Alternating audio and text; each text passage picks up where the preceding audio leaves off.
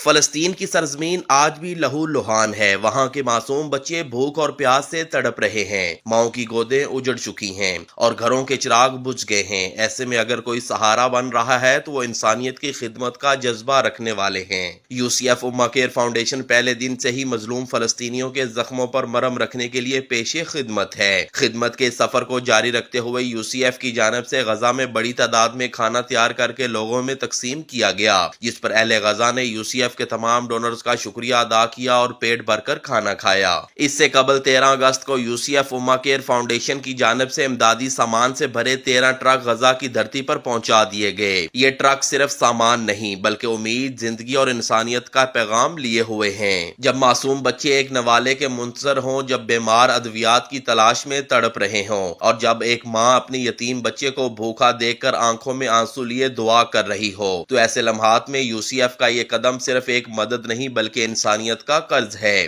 UCF امہ care foundation کے یہ قافلے مظلوموں کے لیے روشنی کی کرن ہے۔ یہ پیغام ہے کہ دنیا میں ابھی ایسے دل زندہ ہیں جو دوسروں کے دکھ کو اپنا دکھ سمجھتے ہیں۔ مخیر حضرات سے اپیل ہے کہ وہ UCF کے اس کاروان خدمت کے ساتھ اپنا مالی تعاون جاری رکھیں، کیونکہ آپ کا دیا ہوا 1 روپیہ کسی بھوکے بچے کے چہرے پر مسکراہٹ، کسی مریض کے لیے شفا اور کسی بے سہارا ماں کے لیے دعا بن سکتا ہے۔ آئیں ہم سب مل کر مظلوم فلسطینیوں کا سہارا بنیں، کیونکہ یہی انسانیت ہے، یہی ایمان ہے اور یہی ہماری ذمہ داری ہے۔